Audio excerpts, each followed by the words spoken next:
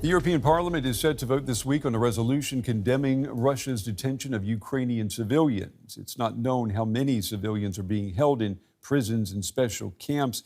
Estimates range from 10 to 30,000 people. The vote comes a week after a screening of the documentary Prisoners, the System of Terror. It examines a clandestine detention infrastructure in Russian-occupied territories. We have this report and a warning. It contains distressing images of Ukrainians tortured by Russian forces. These are Russian detention centers where lawyers and relatives say thousands of Ukrainians are arbitrarily being held, some for years without charges. There are no legal grounds for this, even in the Russian constitution. The film Prisoners, the System of Terror documents cases like Alexander Tarasov's. He's a Ukrainian activist liberated from captivity after 1 year in jail. He'd been arrested during the Russian occupation of Kherson for supporting Ukraine and distributing humanitarian help. He had no contact with the outside world, his family not knowing whether he was alive or dead. We, for example, in Detention Center 1 in Simferopol and Detention Center 2 were tortured simply for no reason. We were sitting there for 2, 3, 4 months, 6 months, a year. We were no longer of any operational interest. We were taken out every day and had to stand in splits while they used tasers on us. We had a shower once every 2 weeks for 3 minutes in cold water, and the women went through the same. According to the UN, 91% of Ukrainians in Russian prisons and camps have been subjected to torture. The film's director, Evgenia Chirikova, presents data about beatings, tasers, burning tattoos, torture by injections, sexualized violence, simulated executions. There is a system of terror, and the Putin regime have only one goal: to destroy Ukraine and to destroy Ukraine identity. There are legal mechanisms for exchanging military prisoners of war, but not for rescuing imprisoned civilians. The Geneva Conventions do not cover exchanges of civilians because, according to international law, civilians must not be captured. Right now, only human rights activists and relatives are fighting for their release. Russia, its state institutions, do not respond at all.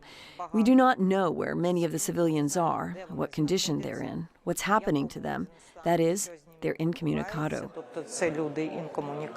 Tetiana only knows about her 23-year-old son Domian because his case was made public. Russian authorities put him on trial under fabricated charges, including international terrorism. He's since lost more than 30 kilos in weight, had his teeth knocked out, and suffers from problems with his legs. The most important thing is to bring them back alive. I'm not saying we'll bring them back healthy, because that's unlikely, but alive. So far, only around 600 civilians have been rescued from Russian captivity. The best decision on this situation will be to support the Ukraine army, because I believe that thanks of victory of Ukraine army, it's possible to change Putin regime within Russia. It's our chance to change situation.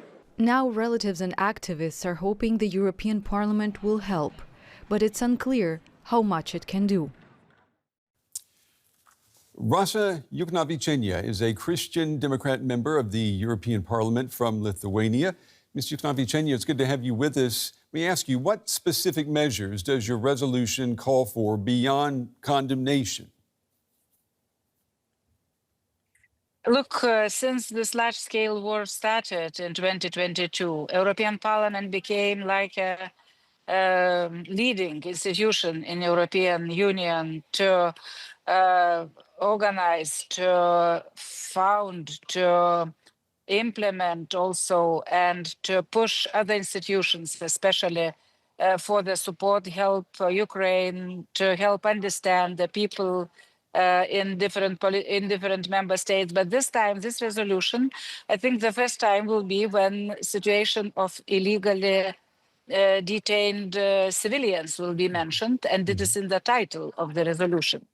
You know that this is specifically a very important and very, very brutally exploited problem in occupied territories by Russia.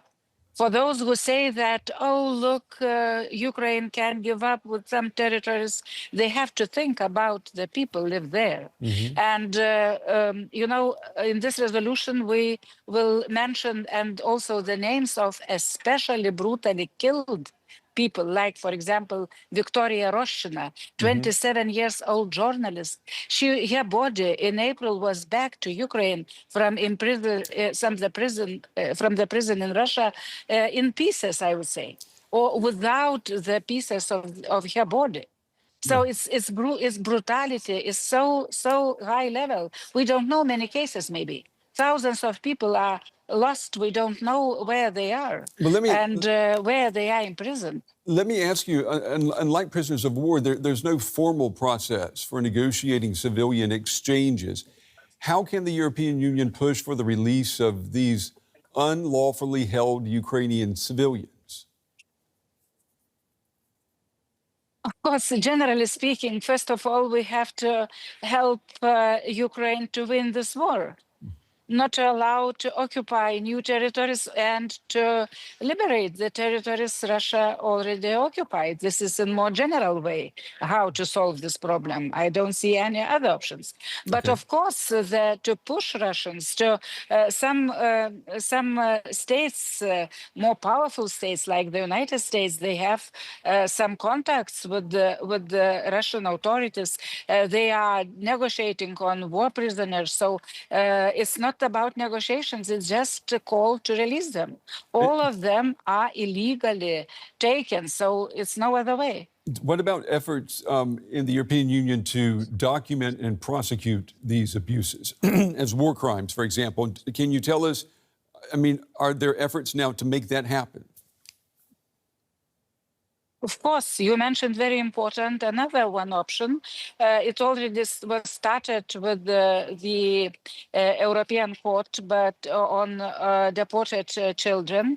So all those crimes are documented in Ukraine, but also European Union helps. I know many countries, prosecutors, lawyers, they are working together with Ukrainians and they are trying to document all those cases of war crime.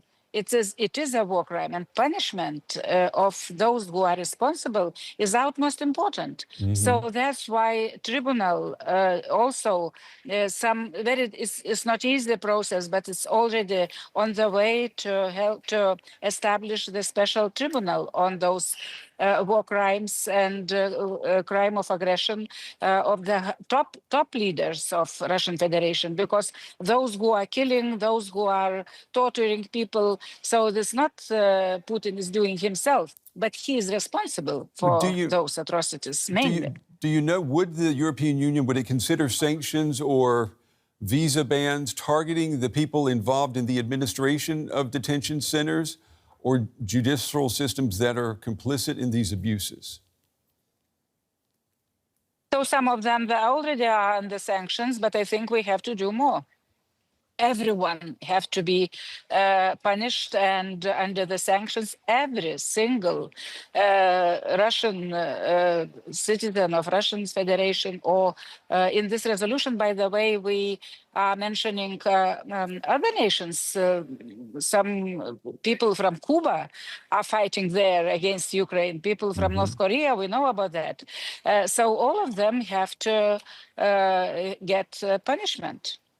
I know that you have spoken about the need to defeat Putinism as an ideology. How does the exposure of this detention system, how does it fit into that broader struggle? Exactly. You mentioned very important issue, because what they came to Ukraine for the systematic having systematic approach. They had already lists of those they have to take. Those who are, they say, Ukrainians with the Ukrainian ideology, because Putin and this Ruski Mir, so-called Russian world, They don't recognize Ukrainian identity. They don't recognize that they are Ukrainians, and they are attacking or imprisoning people. They are pro-Ukrainian. They were in political parties. They were active. By the way, it happened the same in Lithuania, Latvia, Estonia, and other countries in 1940, 41. Exactly the same. They deported, they killed, they tortured people. They were active in the communities, even in the small communities. The same they are doing here in Ukraine. The same, by the way, they did in Chechnya. Under the Putin rule already. You organized a showing of the film Prisoners, the System of Terror. And we agree it's a powerful piece of advocacy. Do you believe that documentaries like this, do you believe that they can shift the political will within the European Union?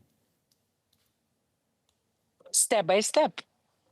I think it's very important people to know, I mean, societies, our societies, because many politicians, they care what their people are saying to them before election, after election, and also pushing politicians to act. So this is important us to know, what does it mean? How, and also we talk about the threat for us, European Union member states. So if someone thinks this is only happens somewhere far away in the margins of European continent with only Ukrainians, no, not at all. That's why I am saying that is repeatedly they are doing this. It's not only today. And they will do this if we will not punish and if people will not understand that we have to have more defense and to help Ukraine to win this war. Okay. Rasa, Jukneviciene, we appreciate your time and your valuable insights tonight. Thank you. Thank you.